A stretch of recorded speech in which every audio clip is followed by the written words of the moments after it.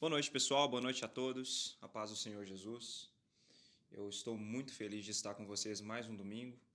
No domingo passado, o Wesley ele tratou do tema da sola escritura, um tema importante, o que nós evangélicos chamamos de princípio formal da reforma. E hoje nós vamos tratar do que é denominado como princípio material da reforma, que é a sola fidei. A sola fidei é o termo latino que significa somente a fé.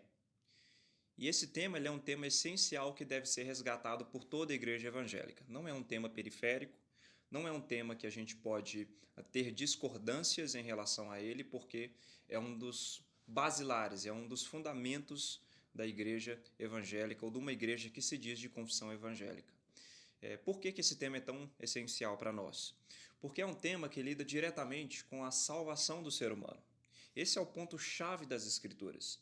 As Escrituras apresentam um Deus que salva, um Deus que apresenta, desde Gênesis até Apocalipse, uma estrutura e um plano de salvação que vai se desdobrando enquanto a história vai se revelando. E é importante, então, a gente se atentar para esse tema, porque isso faz parte da nossa identidade enquanto evangélicos e protestantes. É muito triste a gente perceber que muitas igrejas evangélicas hoje, elas simplesmente abandonaram a doutrina da justificação pela fé. Segundo Lutero, essa doutrina ela é tão importante que é por ela que a igreja permanece de pé ou cai. Então, hoje nós temos um afastamento acontecendo em relação a esse tema e a essa doutrina, e o nosso papel enquanto evangélicos é resgatar esses fundamentos que nos caracterizam, que nos dão identidade.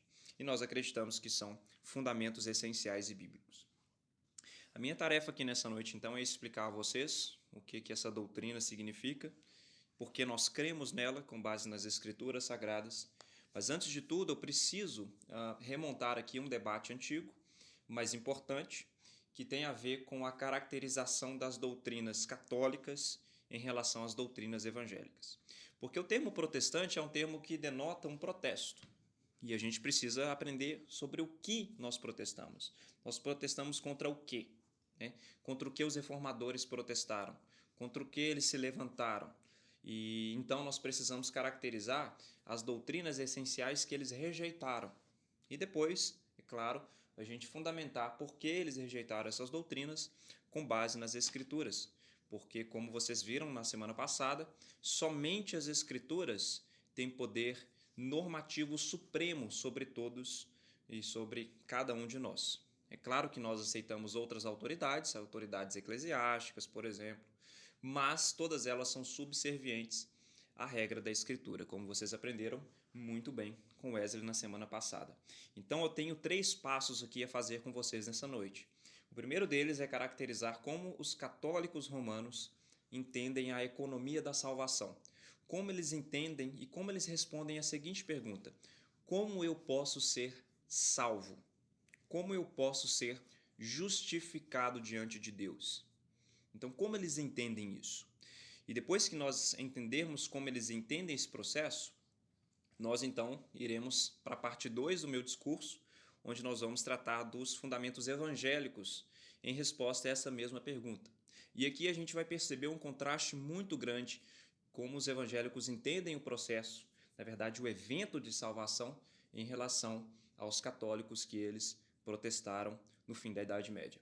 E depois, a terceira parte da minha palestra e última, nós vamos falar um pouco sobre os fundamentos bíblicos para basear a nossa fala em relação à doutrina da sola fidei. Então, sem mais delongas, eu gostaria de começar caracterizando o processo de salvação na teologia católica apostólica romana e por que nós não concordamos com ela. A primeira coisa que a gente tem que entender em relação à justificação no catolicismo é que a justificação não é somente pela fé. Eles não entendem que a salvação se dá somente pela fé como nós protestantes entendemos. Para o católico, a salvação ela é sacramental. O que significa uma salvação sacramental? É uma salvação que deve ser mediada através dos sacramentos da Igreja Católica. Um sacramento, de maneira muito básica, é simplesmente um sinal visível de uma realidade espiritual invisível. Então, nós como protestantes, por exemplo, nós acreditamos em 2 sacramentos, batismo e Santa Ceia, somente os 2. mas a teologia católica aceita 7 sacramentos. Dentre eles, a gente tem o sacramento do batismo, e eu já vou falar sobre esse sacramento porque ele é essencial na salvação também. Batismo, crisma, que é a confirmação, Eucaristia, nós temos o sacramento da penitência, nós temos o sacramento do matrimônio, o casamento para eles é um sacramento, nós temos o sacramento da ordem, ou das ordens, onde são consagrados os sacerdotes e os diáconos, e por último nós temos os sacramentos da extrema-unção. Então, todos os sacramentos, eles mediam a salvação. Então, a salvação no catolicismo, ela tem que passar por uma vida sacramental. Portanto, ela é um processo também. Ela é um processo que dura a vida inteira do católico. Então, nós devemos entender como que se dá esse processo de maneira um pouco mais paulatina. Vamos iniciar aqui com a questão do batismo. Quando o católico ele leva o seu filho para ser batizado, uma criança, né, ainda novinha, e quando ela recebe então o sacramento do batismo, quando o sacerdote ele batiza essa criança, os católicos entendem que esse sacramento e essa água que é lançada sobre a cabeça da criança é uma água regeneradora. Em outras palavras, os católicos entendem que a salvação se dá por um processo sacramental, onde a água é derramada sobre a cabeça da criança e essa criança que nasceu com o pecado original, herdado de Adão, ela tem a sua culpa desse pecado removida diante de Deus. Então a culpa ela é removida e ela também recebe dentro de si uma graça que eles chamam de graça santificante. Essa graça santificante que a criança recebe, essa graça trabalha na natureza dessa criança, de modo que vai moldar os efeitos do pecado que essa criança herdou e vai tentar reverter esses efeitos, tornando o caráter dessa criança e a natureza dessa criança cada vez mais justa à medida que ela vai se desenvolvendo. Então tem 2 aspectos aqui fundamentais em relação à questão do batismo infantil para os católicos. O primeiro deles é que ela remove a culpa original, como eu disse, e o segundo deles é que ela infunde na criança uma justiça através do que eles chamam de graça santificante. Então a criança recebe essa graça e essa graça começa a moldar o caráter dessa criança. Qual que é o alvo dessa graça? O alvo dessa graça recebida é que essa criança, no seu desenvolver, no seu desenrolar de vida, ela venha a se tornar uma pessoa cada vez mais justa. E por que isso? Isso acontece porque no catolicismo a justificação ela é um processo que se desenrola durante a vida, de modo que é um processo que trabalha no interior da pessoa até que ela vá se tornando cada vez mais santa, justa, merecedora do céu, merecedora da glória de Deus. Então a graça vai operar dentro da pessoa de modo que vai exercer algum processo de cura do pecado. E essa pessoa então vai ser considerada justa no final do processo. E a gente vai ver onde isso vai dar no final das contas. Então é exatamente no batismo que existe a questão da justiça infusa. A justiça ela é infundida na criança e ela então agora passa a ser uma criança salva. O que eu quero que os irmãos percebam aqui nesse primeiro momento é que nesse sacramento do batismo infantil católico, a criança não precisa exercer fé. Na verdade, ela nem pode exercer fé, porque ela ainda não tem capacidade de crer. Ela não tem ainda capacidade de fazer uma escolha. Ela não tem essa capacidade. Portanto, entende-se que na doutrina católica, abertamente eles dizem que a fé não é necessária para a salvação, porque as crianças, quando são batizadas, elas não precisam exercer nenhum tipo de fé. Portanto, o batismo infantil católico é um batismo de salvação. É um batismo de regeneração. Por que é importante a gente pontuar esse ponto? Pontuar esse ponto é interessante, né? Até redundante. Mas por que é importante a gente frisar aqui? Porque algumas igrejas de confissão protestante evangélicas, elas batizam seus bebês. Não é o nosso caso aqui. Mas igrejas, por exemplo, metodistas e igrejas reformadas como igrejas presbiterianas, apesar da gente ser reformado no lato sensu e não no estrito sensu, as igrejas presbiterianas batizam seus bebês. E a gente precisa separar as duas coisas aqui. No batismo presbiteriano, a criança ela não é salva porque ela foi batizada. O batismo presbiteriano não é um batismo de salvação, não é um batismo regenerativo, não tira a culpa original que a criança tem herdada de Adão. Mas no batismo católico romano, essa culpa ela é removida e o batismo é um batismo regenerativo e de salvação. Então são duas coisas diferentes. Se você quiser colocar de maneira mais simples, quando nós apresentamos uma criança na igreja, uma criança ainda novinha, nós estamos fazendo mais ou menos a mesma coisa que os presbiterianos fazem quando eles apresentam o bebê. Quando eles estão batizando o bebê, eles estão batizando como sinal da aliança entre aquela comunidade e aquela criança. É como se aquela comunidade estivesse dizendo, olha, nós estamos responsáveis em ajudar essa criança, em educar essa criança nos caminhos cristãos, em ajudar e auxiliar esses pais a educarem essas crianças no caminho cristão. Mas quando essa criança cresce, ela precisa exercer fé no Evangelho para que ela seja, de fato, salva, para que ela confirme aquele batismo anterior. Ok, então, até aqui, em relação ao primeiro sacramento, que é o batismo. Então, veja, é necessário que a criança seja batizada, porque a salvação se dá através dos sacramentos, como eu ia dizendo. Então, quando a criança ela vai crescendo no contexto católico romano, quando ela chega à idade da consciência, que se dá aproximadamente aos 7 anos de idade, ela começa a enfraquecer essa graça santificante à medida que ela vai pecando. E no catolicismo existem duas categorias de pecados que a gente deve entender. O primeiro deles são os pecados veniais. São pecados mais leves, são pecados menos graves. Os pecados veniais, no catolicismo, eles não matam essa graça santificante, essa justiça que foi infundida na criança, em relação, por exemplo, aos pecados mortais. Então, os pecados veniais são pecados mais fracos, que enfraquecem essa graça santificante recebida.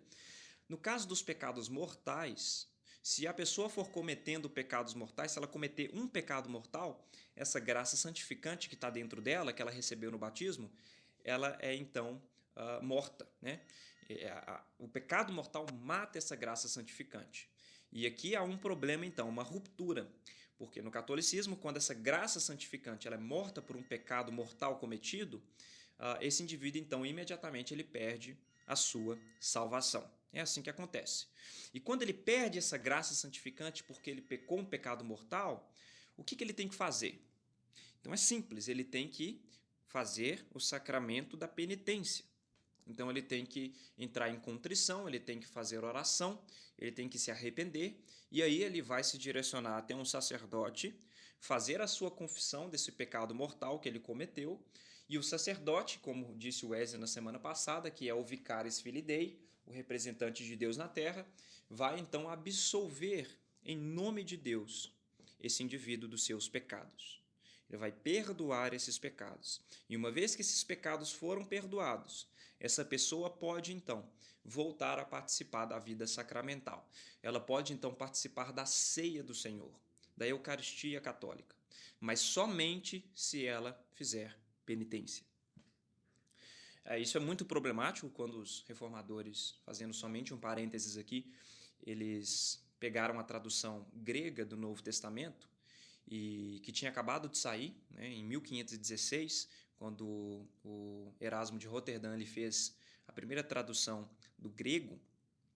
Quando isso aconteceu, eles pegaram essa tradução e compararam com a versão oficial latina católica.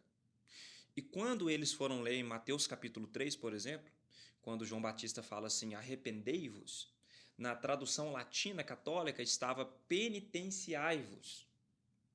E os reformadores, ao lerem na tradição grega, eles entenderam que o verbo ali era arrepender e não fazer penitência.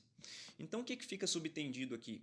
É que essas doutrinas católicas, como a doutrina da penitência, por exemplo, é uma doutrina baseada em um mal entendido em relação às traduções latinas, a tradição oficial católica, que foi escrita no IV século por São Jerônimo, né?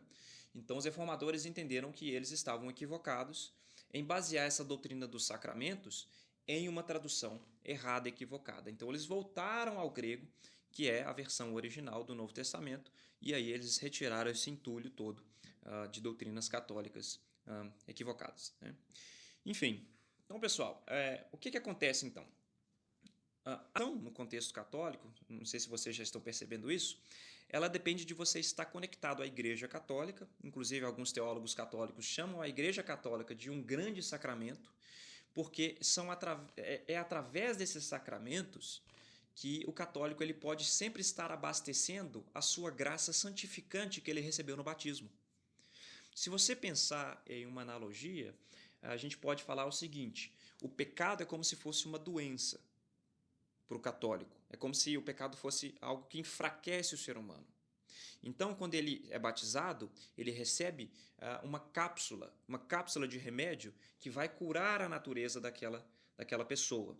E à medida que ela vai crescendo e ela vai chegando na idade da consciência e cometendo pecados, essa doença ela começa novamente a aparecer, começa a ficar mais forte. Então ela precisa sempre ir ao hospital, que é a igreja, e sempre tomar as cápsulas de graça santificante através dos sacramentos, principalmente através da ceia do Senhor.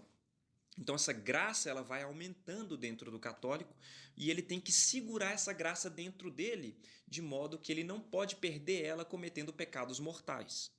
Por que ele tem que fazer isso? Porque a graça santificante é o que santifica o católico, é o que trabalha na natureza dele, de modo que ele vai se tornando cada vez mais justo. E como ele vai se tornando cada vez mais justo, Deus, no final do processo, pode declarar ele uma pessoa justa diante dele. E por ele ser uma pessoa justa diante de Deus, ele pode então desfrutar do reino dos céus. Ok? Então o que acontece? Se eu tenho que de fato me tornar uma pessoa justa, para que eu veja o Senhor Deus, para que eu herde o reino dos céus, o que acontece com pessoas que morrem, por exemplo, com católicos que morrem, segundo a doutrina deles, que não tinham uma natureza plenamente santificada ainda, ou uma natureza plenamente justa ainda? O que acontece com essas pessoas? O que acontece com eles? É simples. Quando os católicos morrem em pecados veniais, aqueles pecados mais leves que eu disse no início, quando os católicos eles morrem nesse pecado, e quando a natureza deles ainda não é uma natureza plenamente justa, sem inclinações para o pecado, e essa é a maioria das pessoas católicas, né? Elas morrem desse jeito porque ninguém morre plenamente santo e justo, né? O que acontece então? Eles precisam passar por um estado intermediário. O estado intermediário é chamado de purgatório. Então a doutrina do purgatório, veja, não é uma doutrina não essencial para o católico. É uma doutrina extremamente essencial para ele. Por quê? Porque se eu preciso ser justo, me tornar uma pessoa justa, me transformar numa pessoa justa, através da graça santificante, e eu morro sem ter me transformado plenamente numa pessoa justa, então eu não posso ver Deus, eu não posso herdar o reino dos céus. Então eu preciso passar por um processo de purificação, ainda de onde vem a palavra purgatório. Eu preciso passar por um processo onde a minha natureza será trabalhada de maneira intensa. Eu preciso ser lapidado por um fogo consumidor. E aí, então, a doutrina do purgatório entra em cena. Então, no purgatório, as pessoas elas são obrigadas a se tornarem plenamente santas, elas são moldadas pelo fogo consumidor, é um processo triste, é um processo desconfortável, segundo a doutrina católica, e ela também precisa fazer expiação pelos pecados veniais que ela não pediu perdão durante a vida dela. Né? E é por isso, eu vou até ler um trecho para vocês aqui em relação ao purgatório, e esse trecho ele vem do Concílio de Trento, que aconteceu em 1545 até 1563.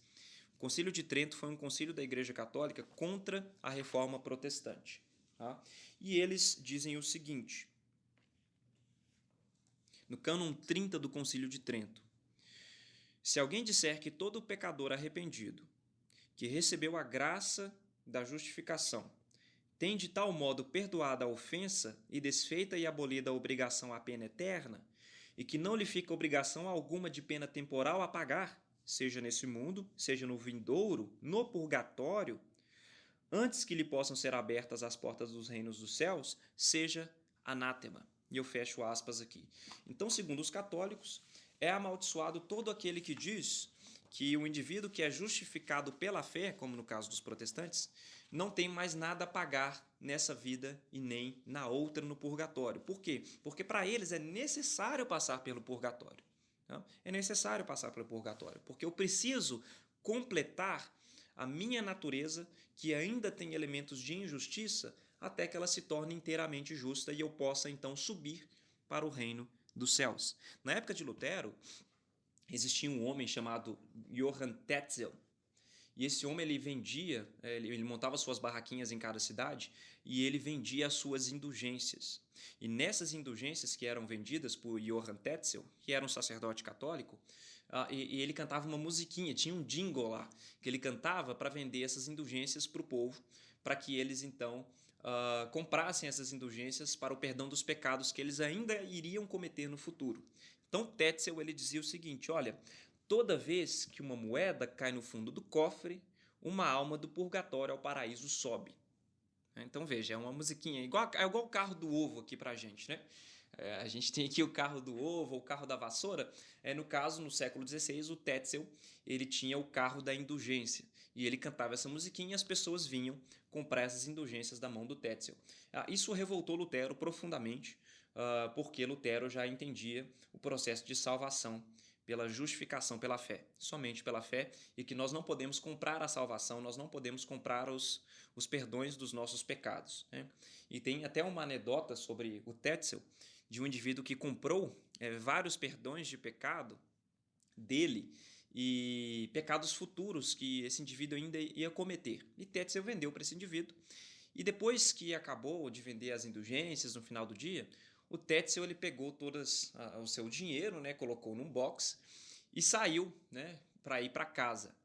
E aí esse mesmo indivíduo que mais cedo tinha comprado as indulgências do Tetzel, ele pegou o Tetzel e deu um couro nele, deu uma surra nele, roubou o dinheiro dele, né, todo o dinheiro que ele tinha, e antes de ir embora o Tetzel virou para ele e falou assim, olha, Deus vai cobrar de você, isso que você está fazendo é um pecado mortal e grave, você está roubando.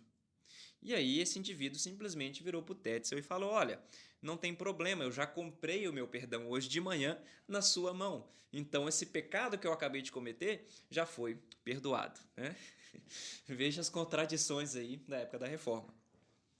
Mas pessoal, então o que eu quero que vocês entendam, no final das contas, é o seguinte, o estado final na doutrina católica para o indivíduo que perde a graça santificante antes da morte, vamos supor que o indivíduo comete um pecado mortal, ele rouba alguém, ou ele se prostitui, ou ele adultera, ou algo do tipo, né? Ele comete algum assassinato, ou outros pecados mortais. Né? Dentre eles, por exemplo, ele come carne na sexta-feira.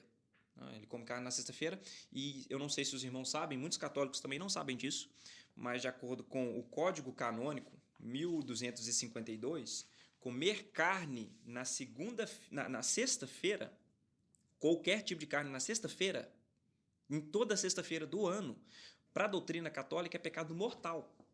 É pecado mortal. Tá? Muitos católicos não sabem disso, mas depois leia aí. Código de Direito Canônico, a versão de 1983, número 1251.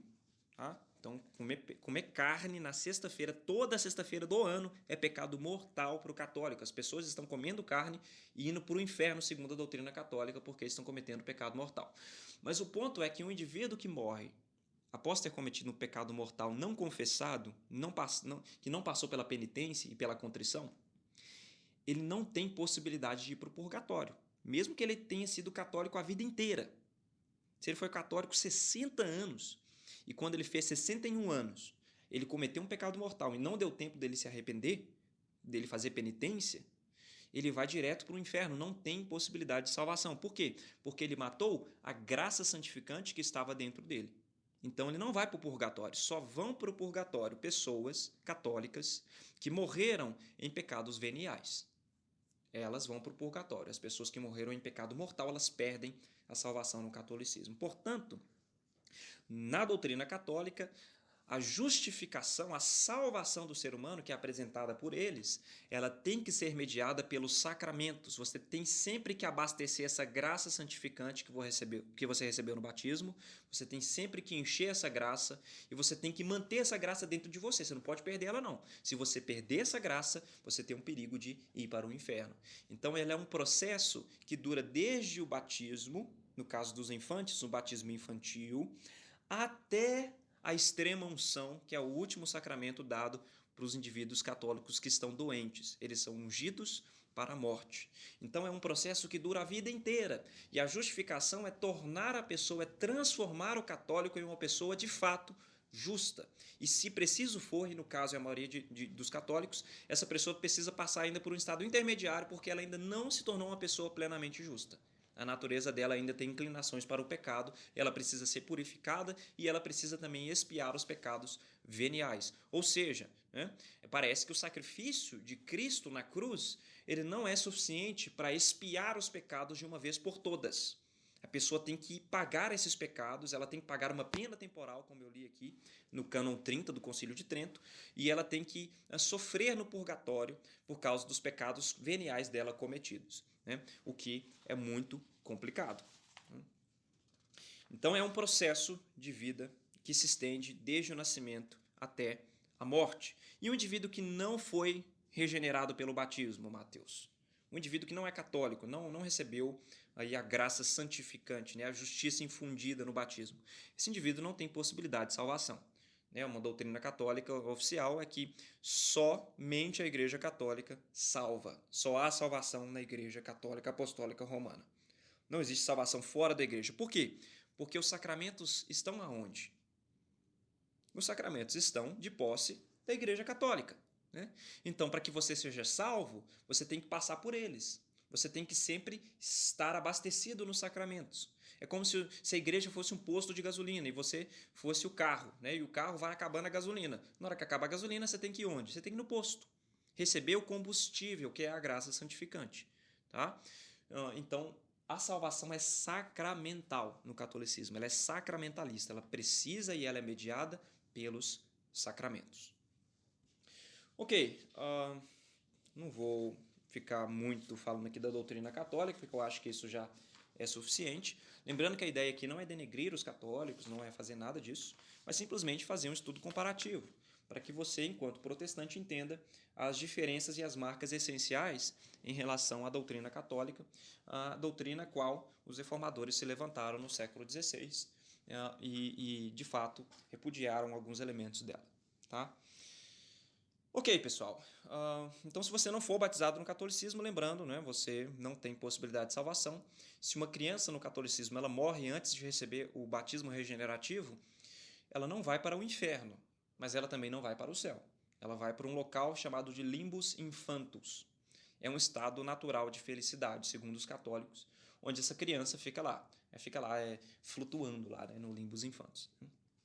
Que é uma doutrina também que não tem absolutamente nenhum fundamento nas escrituras. Na verdade, quase nenhuma doutrina católica essencial tem fundamento nenhum nas escrituras. Sobre o protestantismo, né? Nós evangélicos temos apreço pelas escrituras, como foi dito domingo passado. Nós cremos que somente as escrituras devem ser a nossa regra de fé, não só de prática, né? Não só de vida ética, moral, não só uma diretriz para como nós devemos viver, mas também no que nós devemos crer. É a nossa regra de fé. O que eu devo crer sobre a minha salvação? Ela não pode vir da tradição, porque os católicos eles têm esses dois pilares, tradição e escritura. E muitas das doutrinas católicas, como por exemplo a doutrina do purgatório, né, do limbus infantus, por mais que eles queiram fundamentar isso nas escrituras, nós percebemos a fraqueza dessas tentativas. Né? Na verdade, essa doutrina, por exemplo, do purgatório, ela está mais baseada num livro apócrifo, na verdade chamado de deuterocanônico pelos católicos, que é o 2 a Macabeus, capítulo 12, do que em qualquer livro oficial das escrituras, veterotestamentárias ou neotestamentárias. Não existe fundamento nenhum para essas doutrinas. Então elas vêm, na maioria das vezes, da tradição, né? Da tradição e do magistério católico em relação à história da igreja. Então elas vêm se formando dentro da tradição, mas nós protestantes não aceitamos a tradição como sendo algo normativo. Portanto, nós não temos nenhum compromisso com a tradição da igreja. Nós valorizamos os pais da igreja, nós valorizamos os escritos desses homens, de Agostinho, de Atanásio de Alexandria, nós valorizamos os concílios, os primeiros 4 concílios, por exemplo, nós até dizemos amém para eles, né? Mas esses concílios eles são sempre subservientes às escrituras. Por mais que nós valorizemos Calvino, Lutero, Zwinglio, Bullinger, todos os reformadores, nós sabemos que eles são homens falhos e toda a teologia deles deve ser examinada a partir das Escrituras. Tudo deve ser examinado a partir das Escrituras, ok? Então, quando nós fazemos a pergunta como nós podemos ser salvos, nós evangélicos tentamos extrair isso das Escrituras. E eu vou tentar mostrar para vocês, a partir de textos, no final da minha fala, do Novo Testamento, principalmente Romanos capítulo 3, Efésios capítulo 2, 2 Coríntios capítulo 5, que a salvação ela se dá unicamente pela fé. Então, no protestantismo, a justificação ela não é um processo que dura a vida inteira, como no catolicismo. Ela não é um processo, não é uma coisa que vai se desdobrando e vai acontecendo de maneira gradual. Você vai ficando cada vez mais justo ou se tornando uma pessoa cada vez mais justa. Não é assim que acontece. No protestantismo, a justificação ela é um evento único. Ela é um evento único que acontece de uma vez por todas. Ela é um evento declarativo. É um evento em que Deus declara o pecador que se arrependeu, ele declara esse pecador uma pessoa justa. Mesmo que, de fato, essa pessoa ainda não seja uma pessoa justa. Aí você me pergunta assim, mas como que Deus pode declarar uma pessoa justa, sendo que a pessoa não é, de fato, uma pessoa justa? Como que isso acontece? É o que a gente precisa entender para a gente entender a sola fidei, a justificação somente pela fé. A imagem da igreja evangélica, a imagem da teologia evangélica em relação à salvação, não é uma imagem como de um posto de gasolina, onde você tem sempre que abastecer o seu carro. Não é a imagem de um hospital que você tem sempre que ir lá e tomar algumas cápsulas de justificação, de santificação, como na doutrina católica. A imagem é mais uma imagem de um tribunal. Então fica mais fácil a gente entender a imagem de um tribunal, onde o indivíduo ele está na frente do juiz, como sendo uma pessoa que quebrou a lei, e nesse caso somos nós os pecadores, que quebraram a lei de Deus, mas que diante desse juiz, o juiz então tem que aplicar a sentença para esse indivíduo que não é justo por ter quebrado a lei, ele tem que aplicar a sentença e condenar esse indivíduo, porque o juiz ele tem que ser justo, ele tem que agir conforme a lei.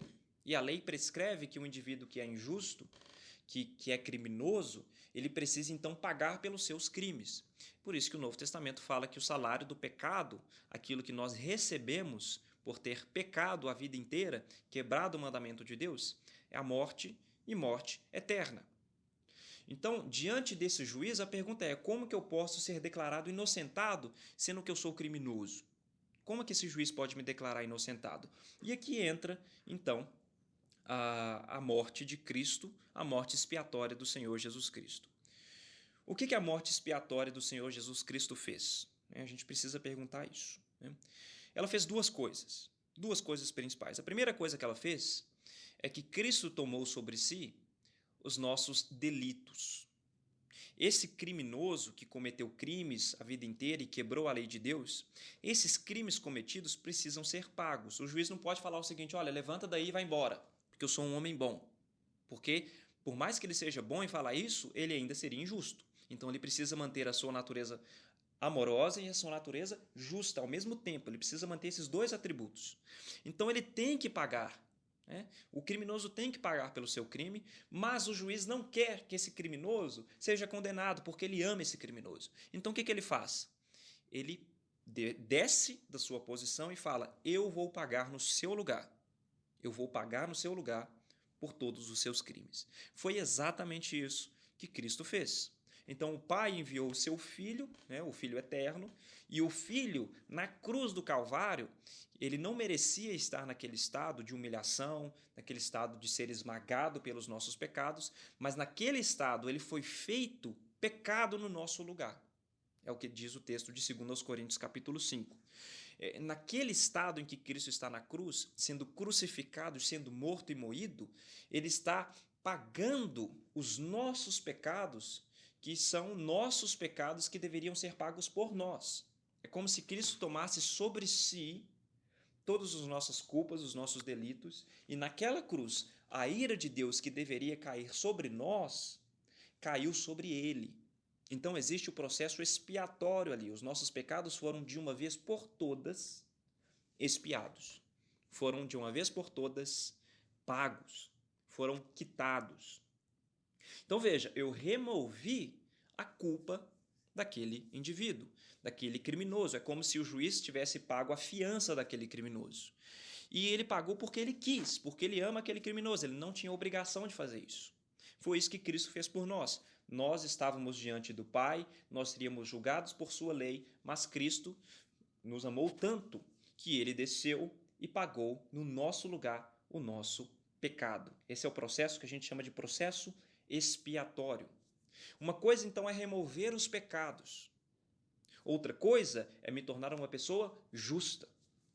E esse é o segundo aspecto importante da doutrina da substituição, da expiação de Cristo. Não somente Cristo morreu por você e pelos seus pecados, Cristo também viveu por você. Isso é importante. Muita gente então enfatiza que Cristo morreu por nós, e isso é verdade. Mas Cristo também viveu por você, você sabia disso? As obras que Cristo produziu de justiça durante a vida dele, desde o seu nascimento até a sua morte, onde não houve engano na sua boca, como diz o apóstolo Pedro, onde não houve atos tortos, errados, pecados na vida dele, onde só houve atos de justiça, de méritos, de santidade, toda essa vida vivida debaixo da lei, sem quebrantar essa lei, toda essa vida ela é atribuída a você e a mim.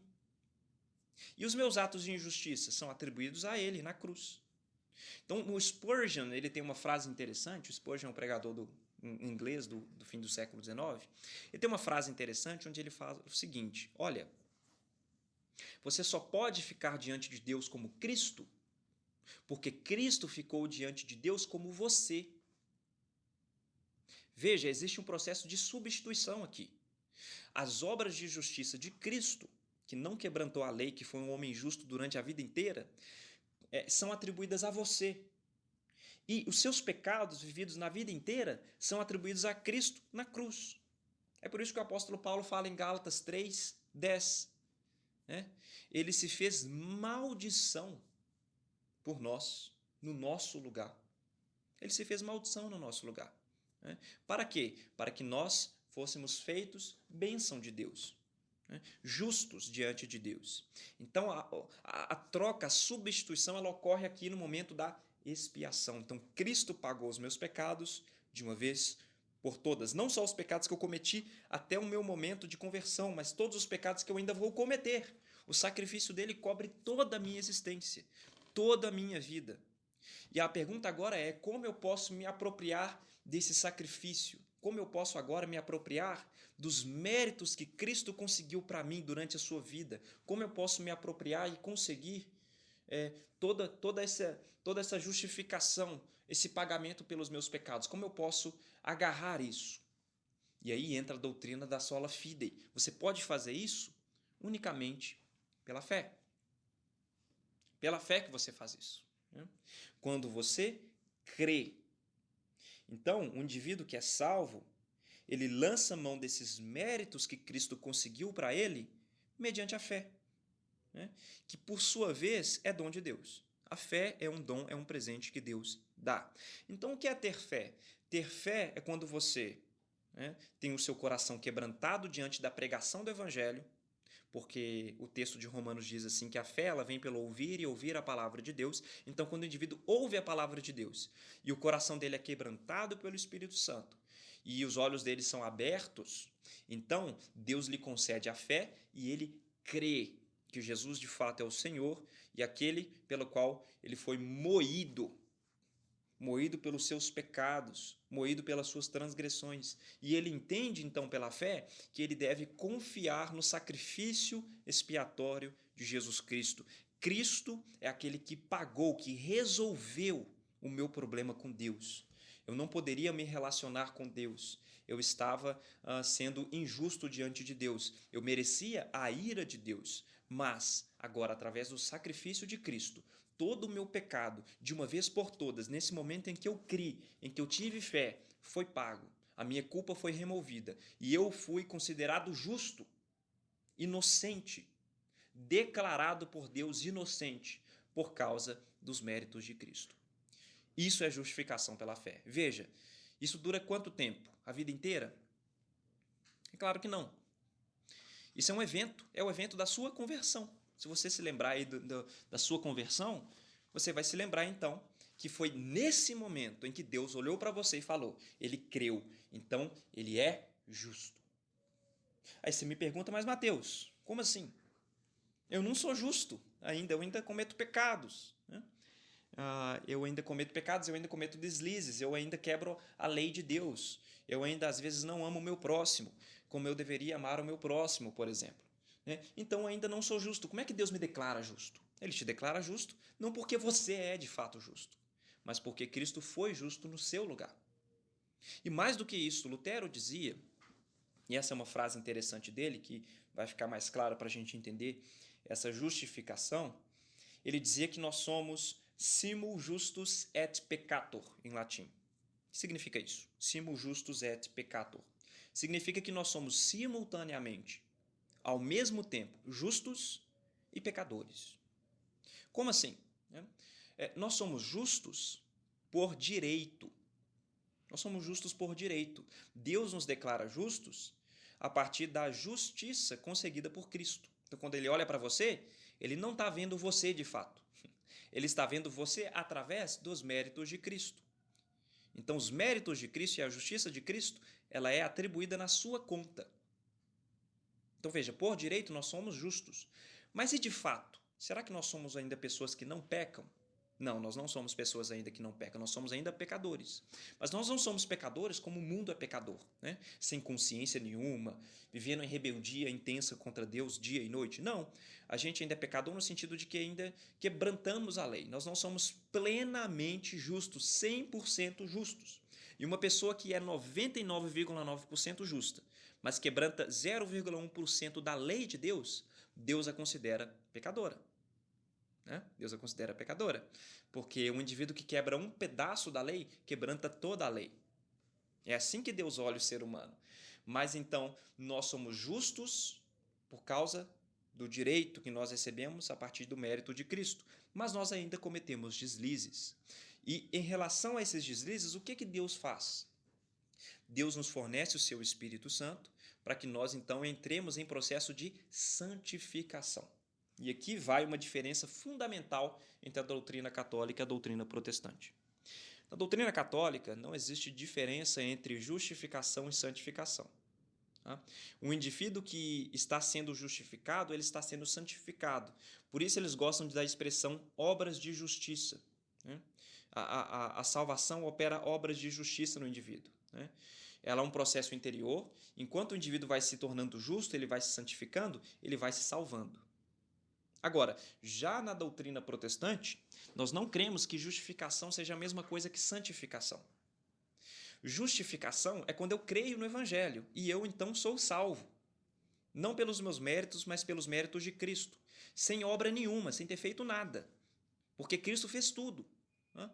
E aí, uma vez que eu sou salvo, o que acontece? Então eu agora preciso buscar a santificação. E a santificação, sim, ela está envolvida com as boas obras de justiça que eu vou produzir. E para que eu entre no processo de justificação, Deus nos dá o Espírito Santo para que a nossa natureza seja trabalhada e para que nós nos tornemos cada dia mais como Cristo foi. Então são duas coisas diferentes. Eu não procuro fazer boas obras, eu não procuro melhorar o meu caráter, me tornar cada vez mais justo nos meus atos para ser salvo. Não, eu procuro fazer isso porque eu fui salvo. Porque eu fui justificado somente pela fé, sem obra nenhuma. Então eu posso produzir boas obras. Se você quiser colocar em uma imagem na sua cabeça a doutrina da salvação evangélica, a raiz da salvação é a fé. É quando eu creio. E os frutos que são produzidos a partir dessa raiz são as obras de santificação. Então a raiz da nossa salvação é a fé, é a justificação pela fé, somente. E o que vai brotar disso aí durante o resto da sua vida são as obras de santificação e de justiça. Eu vou provar isso para os irmãos, mostrando alguns textos, principalmente o texto de Efésios capítulo 2. Por quê? Porque apesar de haver uma diferença então teórica para os reformadores entre justificação e santificação, não existe de fato uma desassociação na prática. Porque um indivíduo que foi salvo somente pela fé sem mérito nenhum, ele necessariamente produzirá boas obras, porque agora o Espírito trabalha no coração dele. Tá bom? Então, assim nós vemos a justiça, a questão da salvação na doutrina evangélica. Tá? Então, como nós somos justificados de uma vez por todas, nós não precisamos passar por purgatório nenhum. Né? Essa é uma conclusão óbvia. Se para que eu veja Deus e para que eu herde o reino dos céus, eu preciso ser declarado justo, e eu fui declarado justo quando eu criei, então não é necessário eu passar por um processo intermediário onde eu terei que pagar por algum pecado venial, onde eu terei que expiar algum pecado venial, como os católicos dizem. Né? Por quê? Porque Cristo expiou todos os meus pecados, de uma vez por todas. Todos eles foram pagos, não tem nada mais que eu deva para alguém, nem para Deus, nem para ninguém. Então, todos os meus pecados foram pagos na cruz do Calvário. Não é necessário eu passar por um estado intermediário, onde eu tenho ainda que pagar alguns pecados que eu não pedi perdão ou algo do tipo, porque no meu arrependimento, todos eles foram cancelados na cruz, todos eles. Tá? Eu não preciso sofrer uma pena temporal. Cristo já sofreu uma pena temporal no meu lugar. E essa pena temporal ocorreu há 2000 anos atrás na cruz do Calvário. Não há nada mais que eu precise pagar ou que eu precise expiar em mim mesmo. Então não existe necessidade de purgatório nenhum. O que acontece é que quando nós morremos, mesmo em um estado ainda de injustiça, mesmo em um estado ainda que não alcançou a plena santidade, por mais que a gente tente, é pela graça de Deus que nós seremos, como diz o apóstolo Paulo, glorificados. Nós receberemos um corpo novo, um corpo onde nós não teremos mais inclinação para o pecado. Nós receberemos um corpo sem nenhum tipo de injustiça e nós poderemos viver com Deus eternamente. Isso acontecerá na ressurreição dos mortos, sem contar o estado intermediário, que nós estaremos em espírito com o Pai. Ok, então veja, né? Por que não pode haver unidade doutrinária, por exemplo, pessoal, entre protestantes e católicos? Né? Não tem como haver unidade doutrinária por um motivo muito simples. As duas doutrinas da salvação, elas não se batem. Né? São doutrinas que são diametralmente opostas. Não tem como você colocar as duas e tentar fazer uma conciliação das duas. Se você tentar fazer uma conciliação das duas, você vai desprezar uma doutrina em prol da outra. Isso sempre acontece. Sempre. Então, nos últimos 40 anos, nós temos visto aí, depois do Concílio do Vaticano II, uma tentativa de intercessão ecumênica entre protestantes e católicos, né? Isso tem sido feito por parte de alguns grupos, mas como diz o Michael Orton no livrinho dele, Católicos e Protestantes, Evangélicos e Católicos, quer dizer, e os obstáculos à unidade, é um livrinho pequeno, onde ele discute essa questão da união, ele vai dizer, olha, um católico, ele pode, de fato, se conciliar com um protestante se ele deixar de ser católico de fato.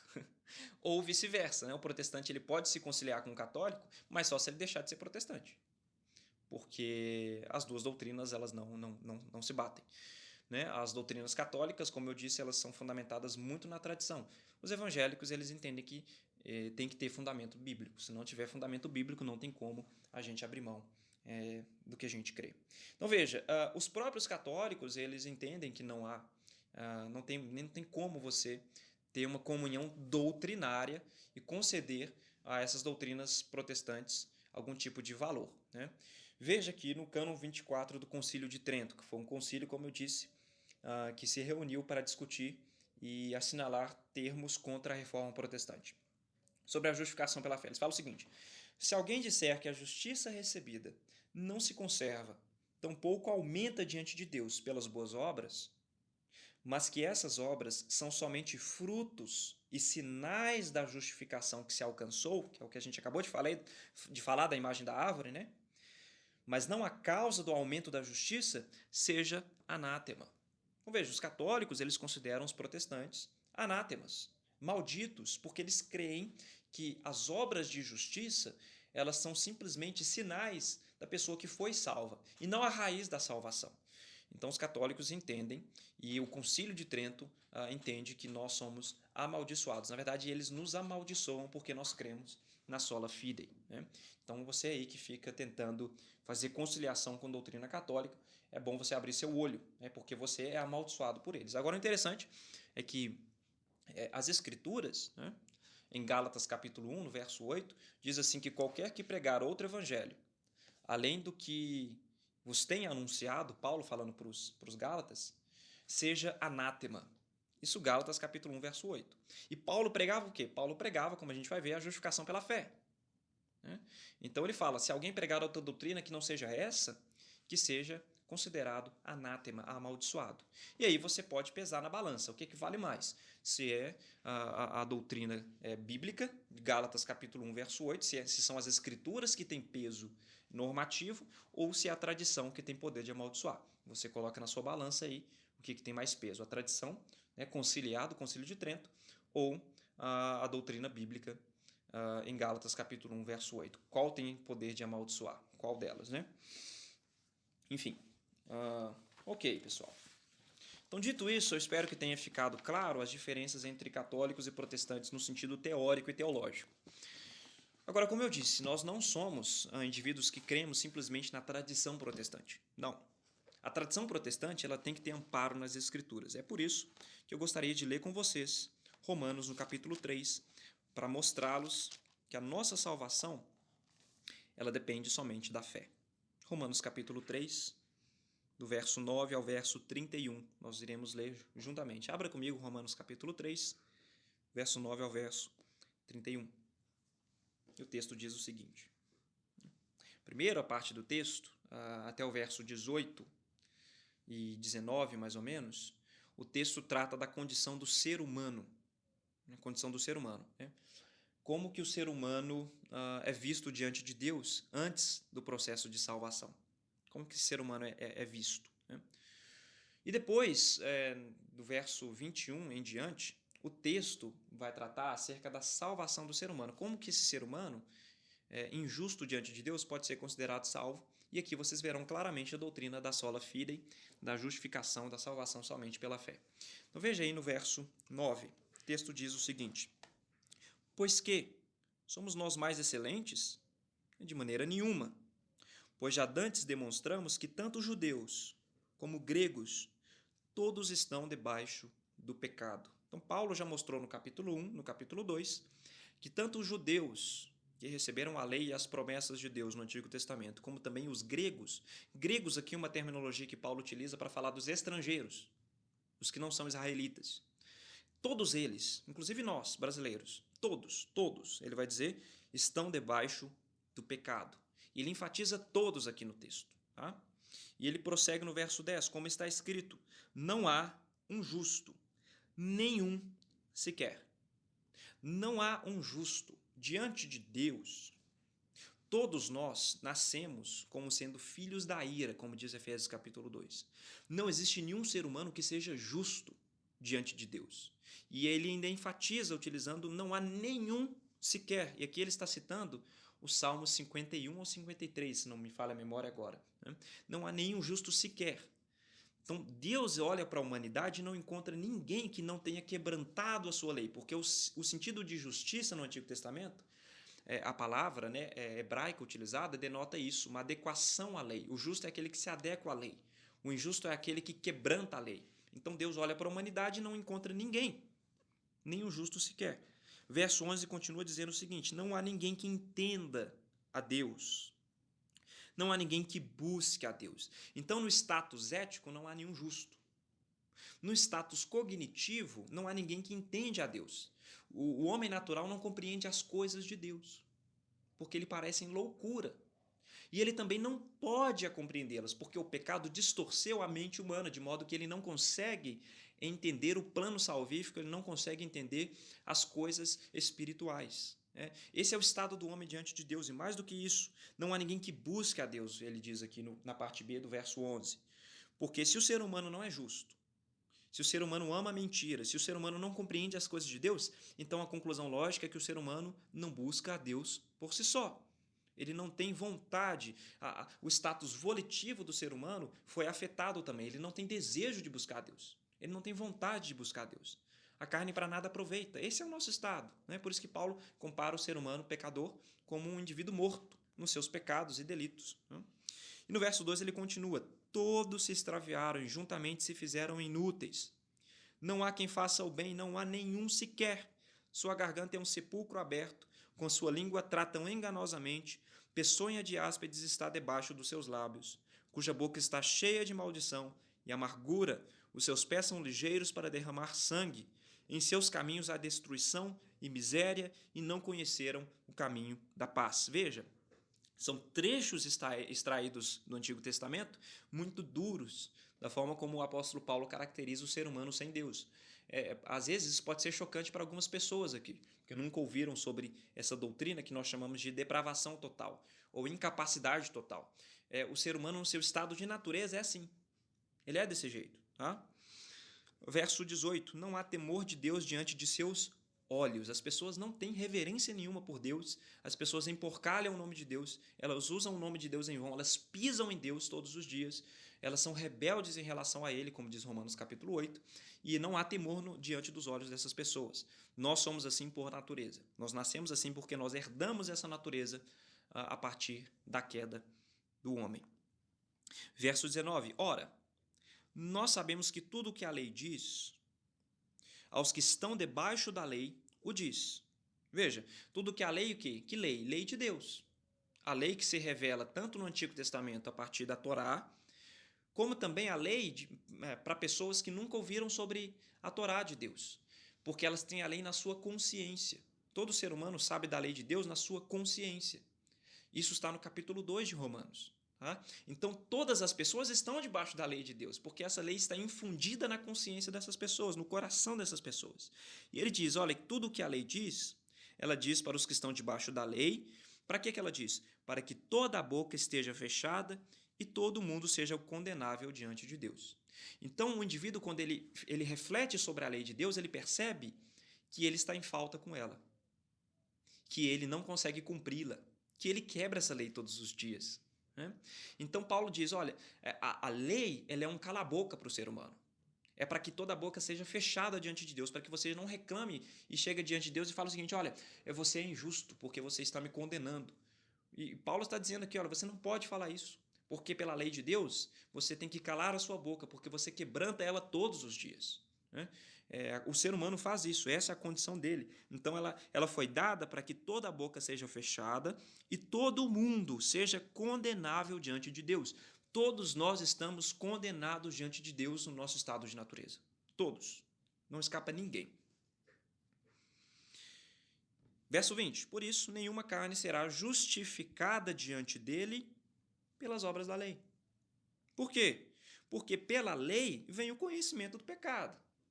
Então, se você acha que você vai ser justificado, aceito, salvo diante de Deus pelas obras da lei, Paulo está falando, olha, você está enganado. Ninguém vai ser justificado dessa forma. Ninguém. Nem Moisés, nem Elias, nem Abraão, nem ninguém. Como a gente vai ver, Abraão foi justificado pela fé, por exemplo. Então, ninguém vai ser justificado diante de Deus pelas obras da lei, porque é pela lei que nós conhecemos que, de fato, nós não merecemos a salvação. É pela lei que nós conhecemos o nosso pecado. Então, a lei, em vez de salvar o ser humano, o mandamento que era para a vida, tornou-me um mandamento para a morte. Porque, em vez da lei me salvar, ela fez o contrário. Ela me mostrou o quanto eu sou pecador e o quanto eu preciso desesperadamente de uma salvação que não vem de mim. Miserável homem que sou, como diz o apóstolo Paulo em Romanos capítulo 7. Então, até aqui, o Paulo ele vai descrevendo a situação do ser humano e o ser humano vai entrando em desespero. Porque, veja, então como é que eu posso ser salvo? Eu não sou justo, eu quebranto a lei, eu não busco a Deus, eu não entendo a Deus. E aí? O que eu posso fazer? Pelas minhas obras eu não vou conseguir me salvar mesmo, a lei me condena, cala a minha boca. Como eu posso ser salvo? Vem o verso 21 e Paulo então vai dar a solução para isso. Verso 21 diz o seguinte, mas agora se manifestou sem a lei a justiça de Deus, tendo testemunho da lei e dos profetas. Olha, agora se manifestou para a gente a justiça de Deus, o modo como Deus justifica o ímpio, sem a lei, mas tendo testemunho tanto da lei como dos profetas. Ou seja, a lei e os profetas testemunharam sobre isso, deram sombras disso, apontaram para isso. Mas essa justificação que vem agora, ela é sem a lei. E ele continua no verso 22. Isto é, a justiça de Deus pela fé em Jesus Cristo, para todos e sobre todos os que creem. Então veja, a justiça de Deus, ela vem através de quê? Pelas boas obras?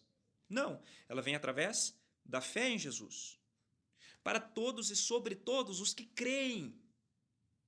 Todos os que creem em Jesus Cristo são salvos pela fé. Porque não há diferença, como ele diz aqui, na parte B do verso 22, não há diferença.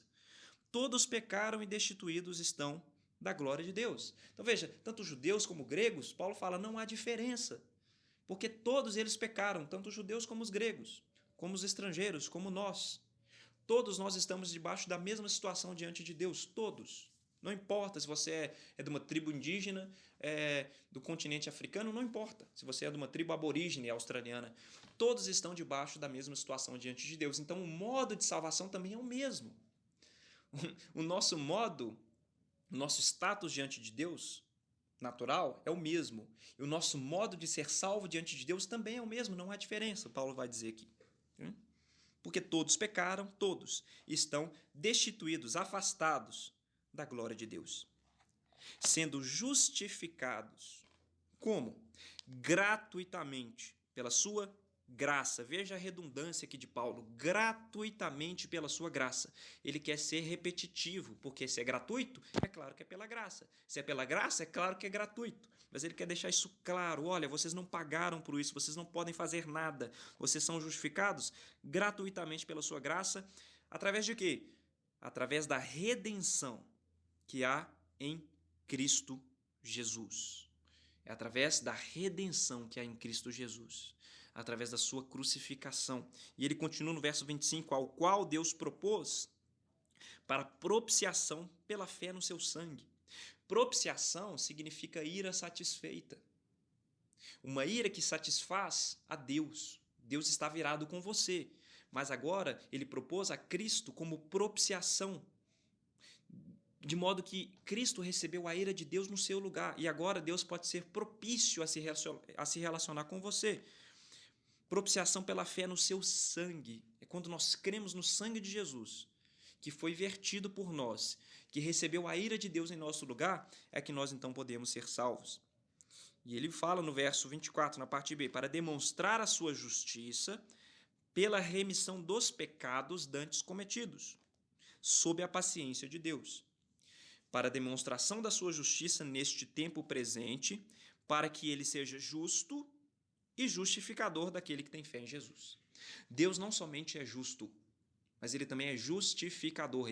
Ele declara as pessoas justas. Ele faz com que as pessoas sejam justas. Como que ele faz isso? Pela fé em Jesus. É o que o texto diz, né? Daquele que tem fé em Jesus. Esse é feito justo. Não porque ele de fato é justo nas suas obras, nada a ver. Ele é feito justo pela fé. Fé em Jesus. Verso 27. Onde está logo a jactância? Em outras palavras, onde está o orgulho, então?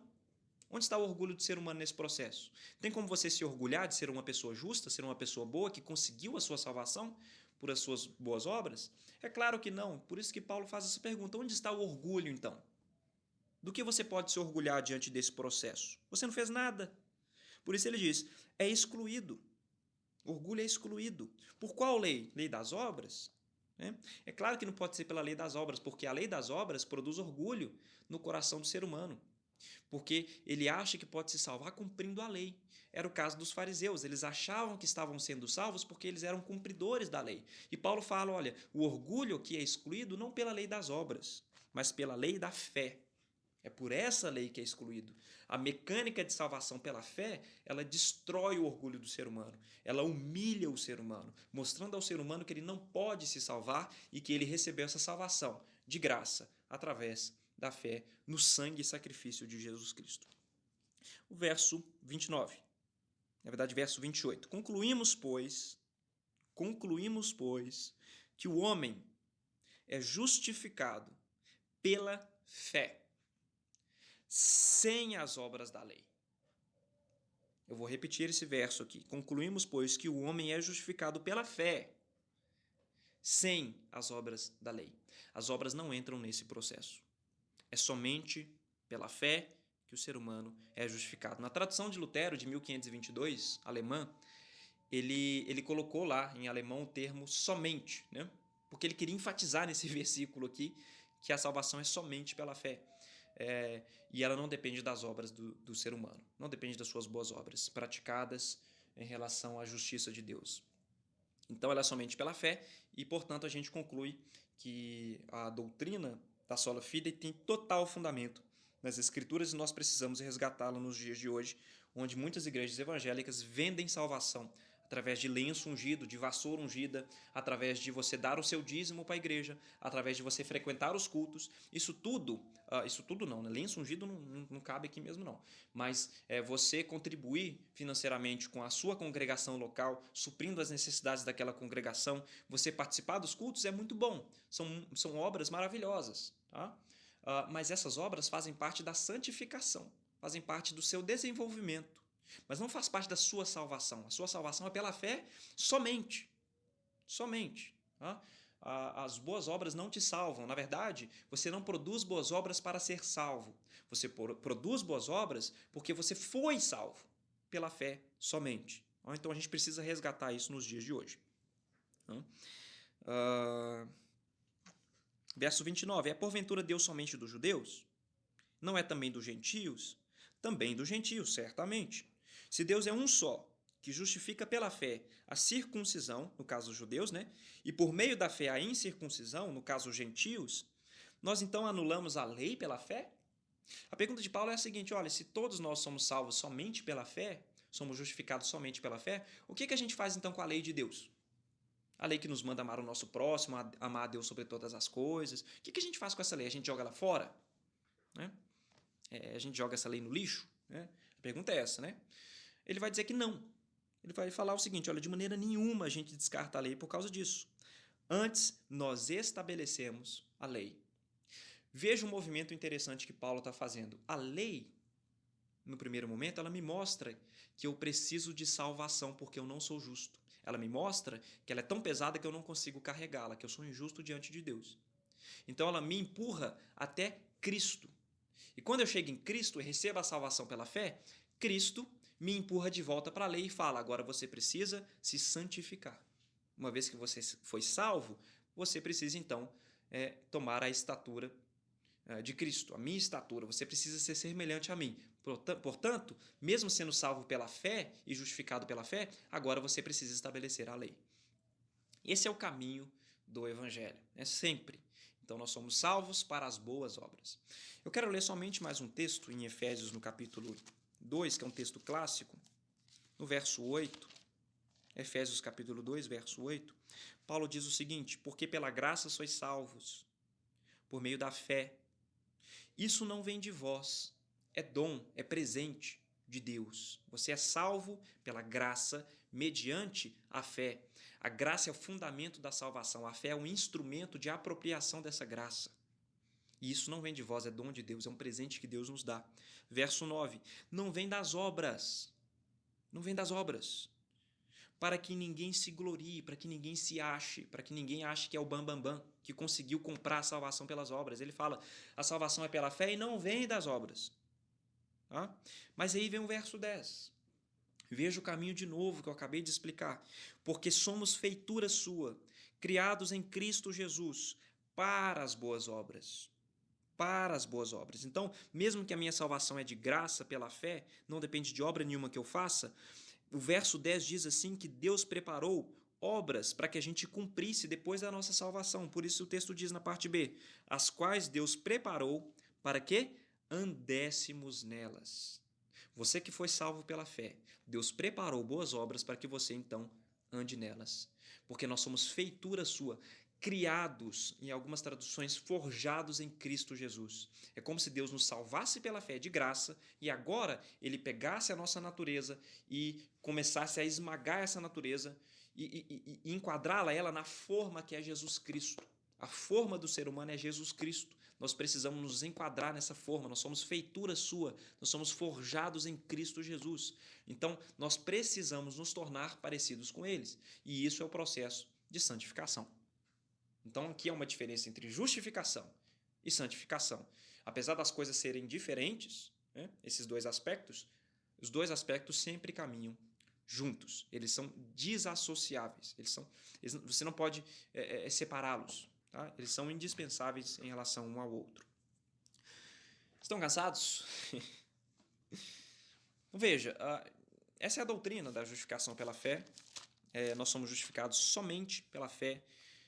Agradeça a Deus por isso. Nós temos amparo nas Escrituras para isso, como eu acabei de mostrar. Existem outros textos. O texto de 2 Coríntios, capítulo 5, no verso 21, vale a pena dar uma olhada, porque mostra muito bem essa troca que nós fazemos, onde nosso pecado é atribuído a Cristo e a justiça de Cristo é atribuída a nós. No verso 21 do capítulo 5 da carta de 2 Coríntios, Paulo diz o seguinte: aquele que não conheceu o pecado, no caso Cristo, né?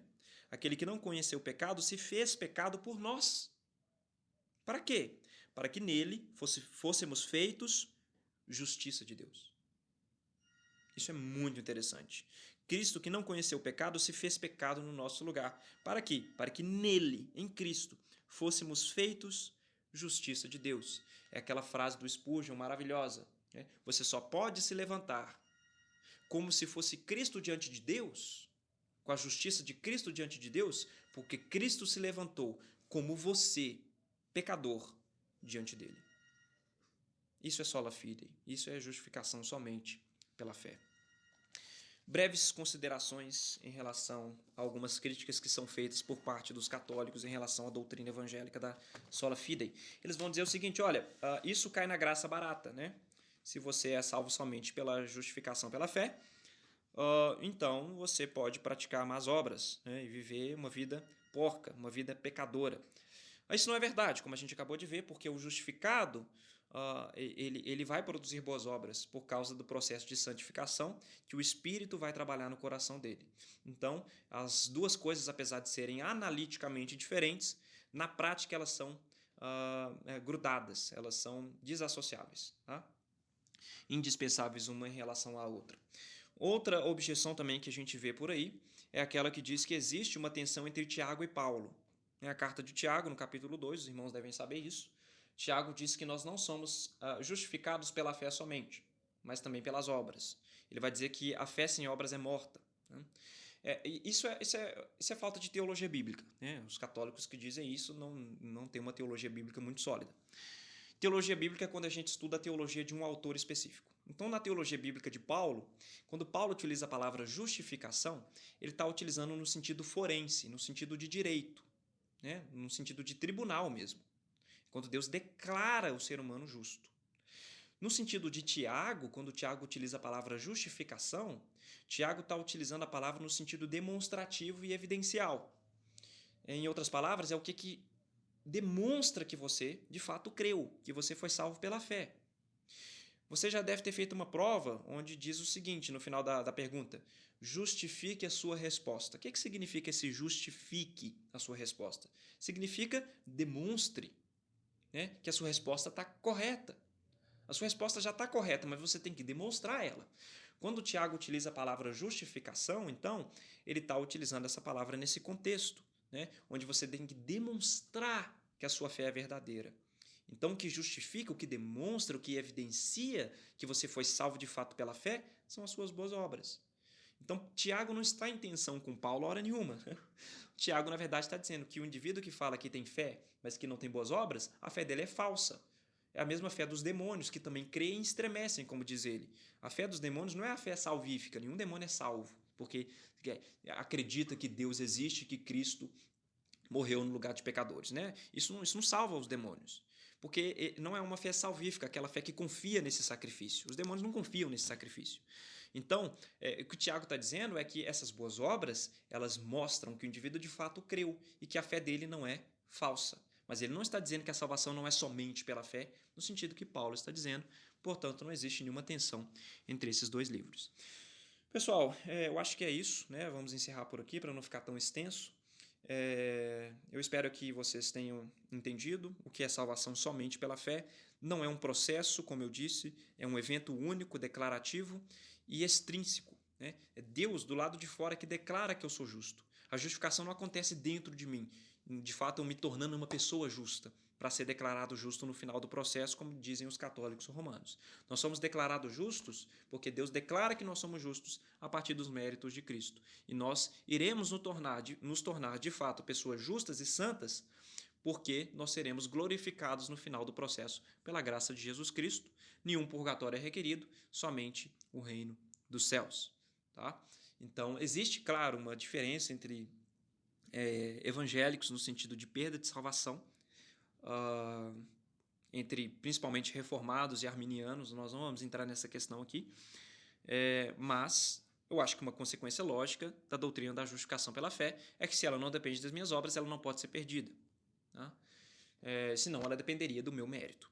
E isso incorreria em outros erros. Mas nós não vamos entrar nisso aqui agora, porque não é o tema dessa noite. Né? O tema dessa noite é que tanto os arminianos como reformados calvinistas acreditam que a justificação ela é somente pela fé e nós, unidos, declaramos essa verdade. Que Deus abençoe seu coração nessa noite.